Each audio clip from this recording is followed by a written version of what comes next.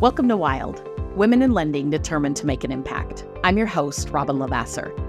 They say our biggest fear isn't being inadequate. It's being powerful beyond measure. In this podcast, I will share how to break through imaginary ceilings, lean into success, discovering your purpose, and understanding how to create the business and life of your dreams. From failures to triumphs and all the tactics in between, let's jump into the wild arena together. Welcome back to Wild with Robyn LaVassaur. We are talking about a topic today that, I'll tell you what, the one-dimensional business. And that is something that I had for a very, very long time and didn't even realize it. And so how do you add more depth to your business? And my best analogy for this is I want you to think about you standing on something and how sturdy it would be. And so let's start with a one-dimensional business. What you're standing on is a pogo stick. And a pogo stick, you're wearing out at some point, right? You got to jump to keep it going. It's one space at all times. And I'm not very coordinated, so I'm for sure falling over at some point. If you have one space where your business is coming from, let's call it refis. Imagine every single person that only did refinances, never focused on anything else, didn't have anything outside of it, never took care of a database, didn't do anything but try to glean refinances when rates essentially doubled, quadrupled overnight. That's an ouch, right? That's not putting yourself in any sort of position to ultimately be successful in any market. And so one-dimensional means the majority of your business, and I would say probably 90% or more, comes from one arena and one arena only. What's going to happen this summer? Hey, real estate business in general is going to shift a little bit, right? NAR, all of the things, everybody's kind of exhausted in talking about it and yet know that they need to know and understand and ultimately implement more. It is going to impact the real estate industry, right? When short sales and everything happened in the real estate industry, there was a huge shift in 2007, 2008, 2009. If you were an all alt-doc, non-QM, right? Like lender, subprime, Alt-A, I couldn't even think of the words. If you were doing that 100%, if you were no longer doing any type of loan with that, your business ended in a day. It's a really, really big deal to have a multi-dimensional business. Now, that doesn't mean you try to focus everywhere, which means you focus nowhere. And so let's talk about what it means. When I talk about sturdiness, I talk about sitting on a chair. And if you think about it, a chair that truly is sturdy has 4 actual legs. And so your business, if you're thinking, can I stand up on this? If one leg was gone, could I still stand up on it? The answer is yes, right? Technically, a stool generally only has 3. Very rare do you see 2, right? That requires some balance. And then at 1, back to that pogo stick. And so what does that look like? Well, what I would tell you is you have to identify and focus and kind of quadrant out, hey, how much of my business, the best way to do this is to look backwards at all the closings that you've done over the last, really probably 2023 and 2022 are more realistic depictions of what your business will look like on a daily basis.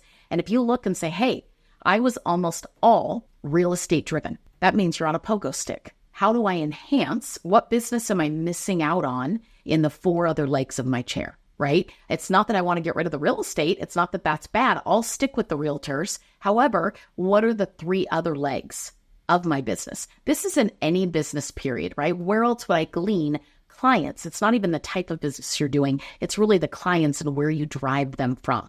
And so if one source is real estate agents, awesome. Second source, I'll give you mine and then I'll give you some additional ideas. So second source for me, I've always thought it would be so great to be a builder lender.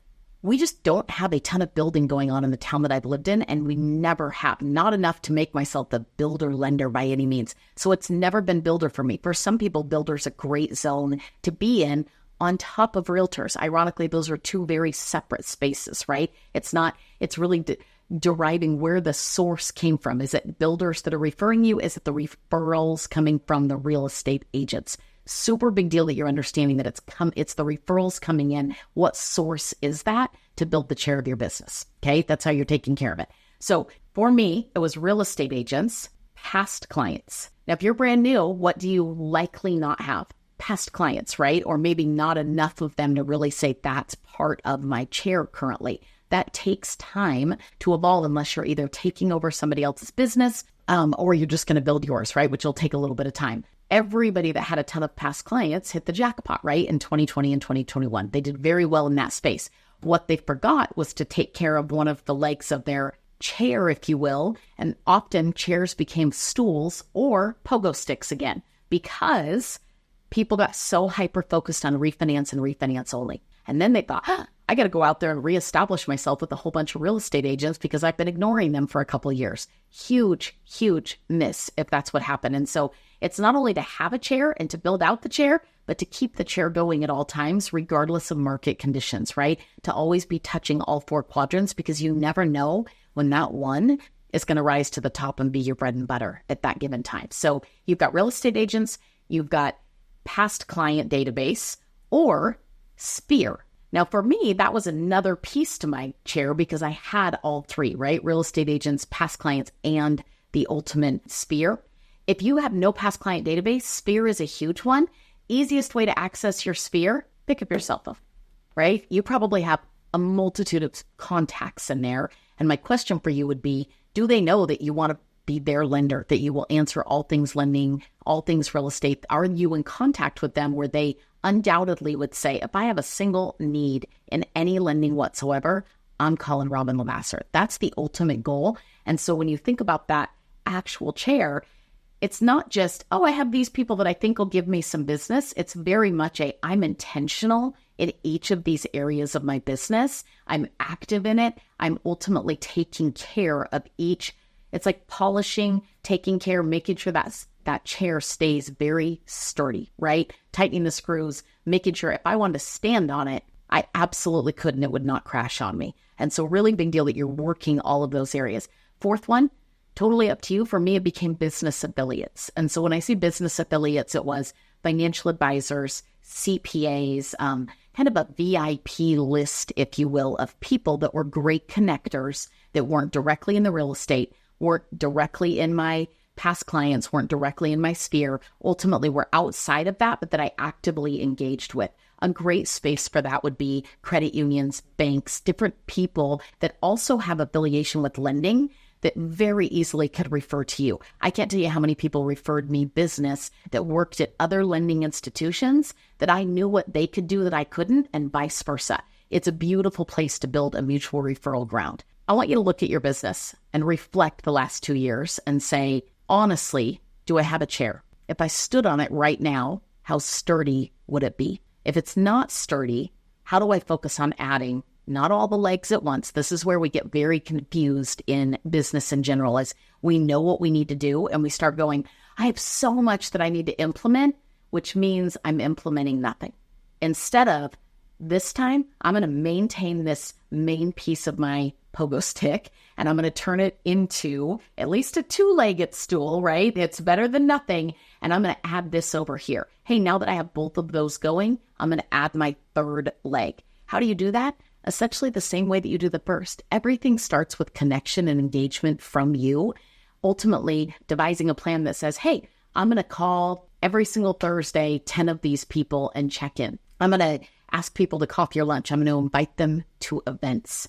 I'm going to make sure that I'm sending a video or monitoring within my database. There are so many ways to build out the stool. I love the VIP category, the business affiliates category. It's so easy to ultimately make phone calls to people and say, give me a great recommendation for CPAs. You call them, pay them a compliment, and ask them to have a cup of coffee with you. And if this podcast comes out anytime soon, i.e. after April and before about July, August, when the rush comes in again, CPAs are not as busy and way more willing to get together and meet and do some planning and some connecting. So there are a lot of opportunities out there. What I have learned more than anything is highly active, highly visible, and highly focused on how to build a very sturdy business that you stay active in all four quadrants. Now, I personally could never be active in more than those four. That's a pretty darn full plate at the end of the day. And at any given time, one might be, right, the bigger piece of everything, but trying to keep at least a healthy balance and having reflection at all times. Wait a minute, I see that my past clients are down in terms of referrals. Why? Oh, my past clients are down because we haven't been making the calls. We haven't had an event recently. We haven't reached out.